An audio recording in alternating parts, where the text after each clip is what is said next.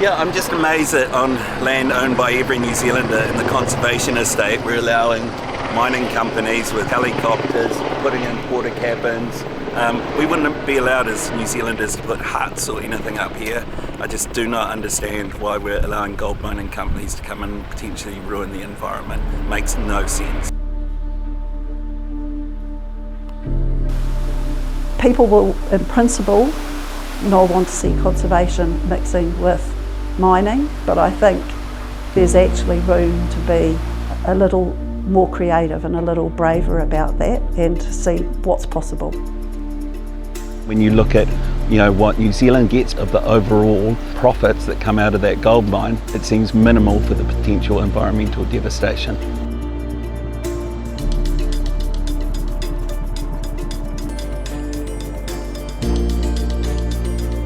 Certainly won't be impacting the soils and the trees and the things that grow in the soils and the trees.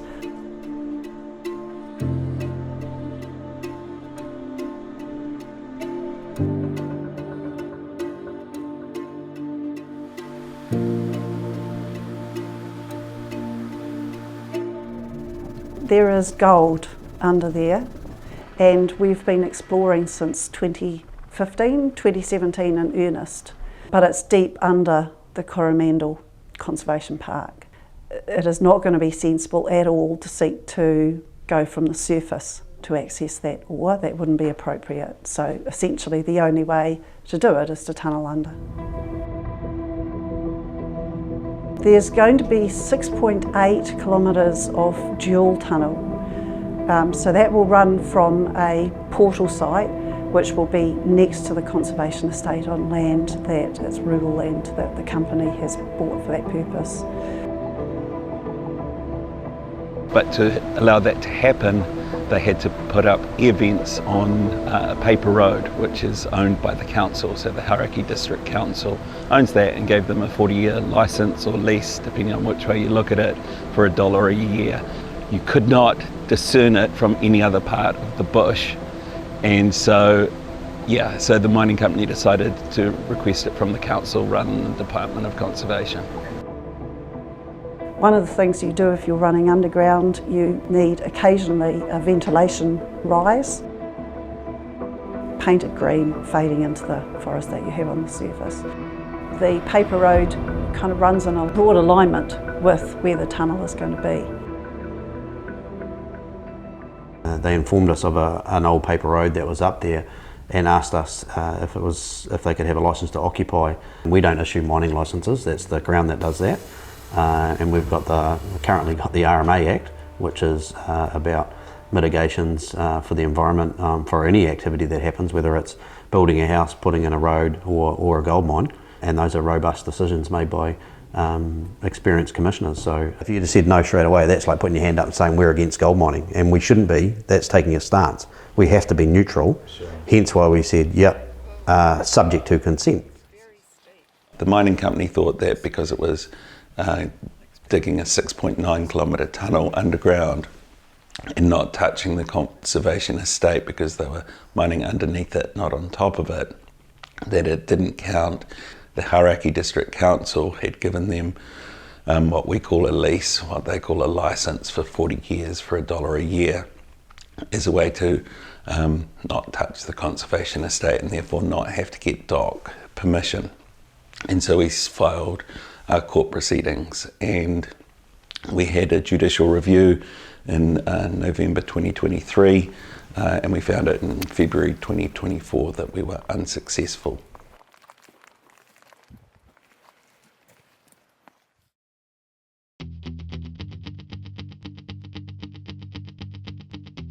I grew up in the Coromandel. When I moved to Auckland, I got involved with my friend's band and helped manage them. That kind of kicked off a life in music.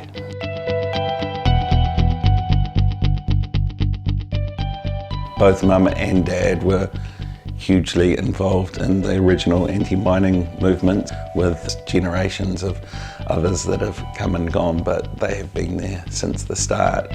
Honestly, I felt like everyone else in my family was doing it, and I was having fun with music. But 2 years ago I decided enough was enough. I wanted to do something so that they can see that the fight that they've been doing for the last 40 years is having some impact. So this is me with the cops down just outside the Coromandel area, Scormorgan. And you probably don't remember because you would have been very young at the time, but I'm sort of not surprised. He's kind of grown up with it really, but he's going beyond. And it's not just Morgan, there's a whole bunch of his group. We've been through all this before, eh? We've been through court case after court case. You know, I mean, Morgan now is going to have to raise the money to even appeal that case. I said, look, if you go me for costs, then I'll have to launch a campaign to try and raise some funds to pay for the costs. And if I do a big PR campaign with my music friends, then that's not going to be good for you and what you want to achieve. And a week later they sent me a text and said they were going to go me for costs. So I launched an appeal on that day. Yeah, that's rap music for you. Thank you, Carl. Wow. No worries. And now people will know what it actually is for the first time. Yep, the lyrics that was too stupid to sit down and, well, you've done. you know. So I've gone out to What they are. most of the artists that I know in New Zealand, which is quite a number, and asked them to write out the lyrics for one of their hit songs that they think captures the fight that we're in. Benny, we've got Fat Freddy's Drop, we've got Golden Horse, we've got the Black Seeds, we've got the Phoenix Foundation, Super Groove, Good Shit. Rodney Fisher is doing a watercolour of the Coromandel to go with it. Yeah, I'm forgetting like 14 of them, but you will know every artist that comes through it. Oh, and that part is in mirror writing, so you'll have to be... Oh, you have to put it against a mirror? yeah, or hold it up to the light or something. Right. You know, I couldn't reveal all the secrets. No, totally. Keep something. I'm so glad when people like Morgan use their powers, can combine with the, you know, sort of skills of people like me to draw some old lyrics, and yeah, hopefully it can do some good, you know. Putting money above the planet, it's led to just so many human mistakes, and so now there's another, you know, opportunity to make the right choice as opposed to repeat the stupid mistake. I don't mind at all having the spotlight on this project. So if famous faces bring the spotlight, then that's actually fine. The way we're approaching our impacts or potential impacts on frogs is that by orders of magnitude they will be better off for this project going ahead than if it didn't. So what we're going to do is intensively pest and predator control over 600 hectares. Then secondly, we are going to do a much larger and longer pest and predator control project that will make a meaningful difference for all of the ecosystems in the area. That is a pure additional program that is acknowledging the fact that we're going to be mining under conservation land, and it's the right thing to do.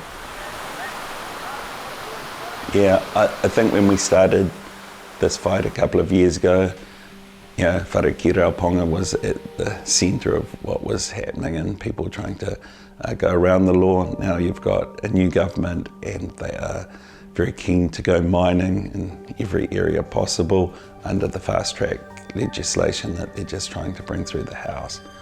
I think that has broadened our vision of what we want to do here, and we want to try and make a real difference and stop the fast track legislation. And I think you will see things really heat up in that regard.